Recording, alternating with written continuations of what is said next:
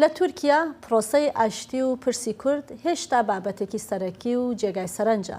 سەرۆکی فراکسیۆنی دەمپارتی ڕایگەیاندووە پێش کۆتایی هاتنی خولی پارلەمان ڕەشنووسی یاسایی چوارچێوە دەخرێتە بەردەم پەرلەمان. لە کاتێکدا هەندێک لە راپۆرتەکان ئاماژە بەوە دەکەن کە حکوومەت پلانەکەی ئامادە کردووە، بەڵام بەرپرسانی پەکەکە ڕایانگەیاندووە ئاگاداری وردەکاریەکانی پلانێکی لەو شێوەیە نییەن. لەلایەکی دیکەشەوە دەمپارتی ئەمڕۆ کۆنگرێکی ڕۆژنامەوانی لە بارگای خۆی لە ئەنکەرە بەڕێوە بردووە و وردەکاری زیاتری لەسەر پرۆسەکە و هەڵوێستی پارتەکە لەو کۆبوونەوەدا خستوەتە ڕوو. بۆ زانیاری زیاتر لەسەر هەڵوێستەکانی دەمپارتی دەچینە لای پەیامنێر ئەیوب دەمیر لە ئەنکەرەوە. ئەیوب، لە کنگرەکەی دەمپارتی باسی چی کرا؟ دروز جبرê lijneya merkezî ya Dem Partiyê hebû di vê derê de li ser proseya aştî û hûn jî qanûna çerçeveyê rawastiya bûn. Îro jî berdevka Dem Partiya Ayşegül Doğan daxuyeniyek da di vê preskonferansê de zêdetir li ser qanûna çerçeveyê an jî ya aştiyê rawastiya. Ayşegül Doğan got ku vî alî da rastî destê wan da jî zêde malûmat tune me jî wek dengê Amerîkayê jê pirsî gelo ana hûn li çi warî da agahdarin çi rewşêdane ew ê jî bersîva dengê Amerîkayê da emana em vê bersîva wê temaşe bikin.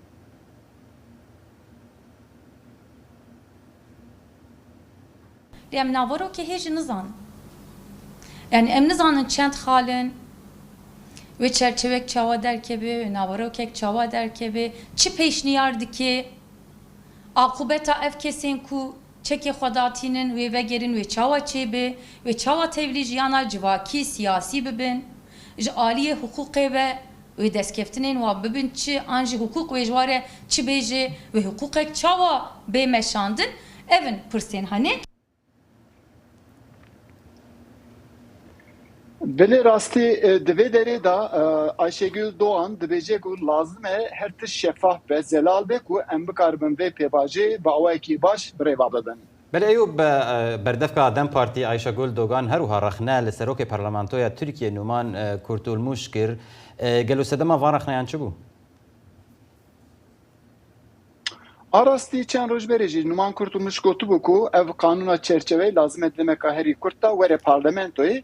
Lê van rojan da jî tişekî din got dibêje ku Kurtulmuş em ê vê qanûnê bînin parlamentoyê yê ku ji çiyê tên yê ku nayên jî gere neyên. Ayşegül Doğan di vê derê de ragihand ku lazim e hinekî em zimanekî tûj na zimanekî zirav barik ew bikin ku ev qanûn bi awayekî baştirîn birêva biçe. Ji bo wî jî ev nêrînên Kurtulmuş bi awayekî wisa rexne kir.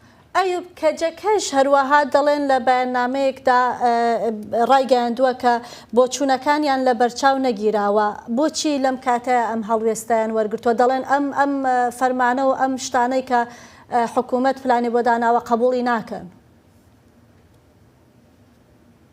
ئاڕاستی کێجێکە jî vê alî da wek mîna Doğan ya bahseke yani li gorî daxuyîna kêcekê jî tê gotin ku hikûmet bi awayekî ferzkirinê serwan da tê ew jî dibêjin ku em viya pêkan nîne qebûl bikin.